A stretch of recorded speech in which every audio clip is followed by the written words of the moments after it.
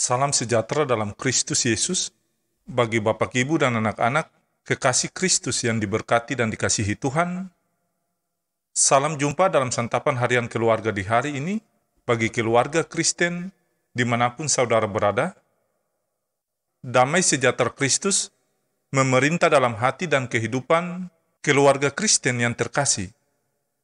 Bapak, Ibu, dan anak-anak, kekasih Kristus yang dikasihi Tuhan, mari kita berdoa sebelum membaca firman Tuhan. Ya Allah Tritunggal, firman yang hidup, kami hendak mendengarkan sabda firman-Mu. Kami mohon, terangilah hati dan pikiran kami dengan Roh-Mu yang kudus. Bantulah kami membuka hati, sehingga firman yang akan kami dengar dapat kami hayati dan imani dalam kehidupan kami. Amin. Bapak, Ibu, dan anak-anak, kekasih Kristus yang diberkati, bacaan firman Tuhan di hari ini terambil dari Kitab Amsal pasal 12 ayat 25. Beginilah bunyi sabda firman Tuhan. Kekhawatiran dalam hati membungkukkan orang, tetapi perkataan yang baik menggembirakan dia. Demikianlah sabda firman Tuhan di saat ini. Tetapi hendaklah kamu menjadi pelaku firman dan bukan hanya pendengar saja.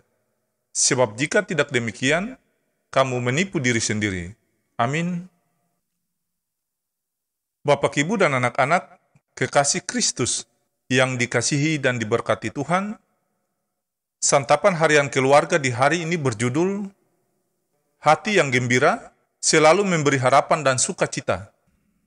Keluarga kekasih Kristus yang diberkati, kekhawatiran merupakan masalah yang dialami oleh semua orang, tidak memandang siapa orangnya, baik kaya maupun miskin, pejabat atau rakyat biasa, orang tua atau orang muda, semua pasti mengalami kekhawatiran.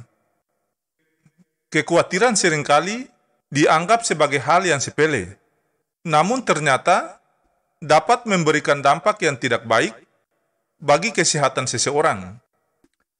Kekhawatiran berhubungan dengan kejiwaan seseorang. Kekhawatiran dapat timbul karena berbagai sebab atau masalah yang sedang dialami seseorang, baik masalah pribadi atau keluarga, masalah ekonomi, masalah pelayanan, dan sebagainya.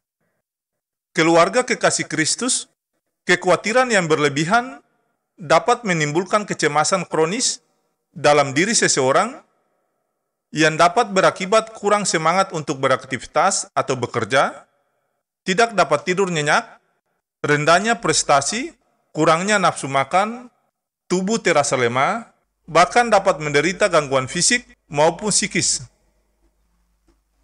Bapak, Ibu, dan anak-anak, kekasih Kristus yang diberkati, gangguan fisik seperti halnya yang dialami oleh penderita stres akut, seperti jantung berdebar-debar, saraf tegang, gemetar, berkeringat, dan nyeri lambung. Itulah sebabnya, bacaan firman Tuhan di hari ini, Raja Salomo mengatakan tentang akibat yang tidak baik dari kekhawatiran yang dapat membungkukkan orang.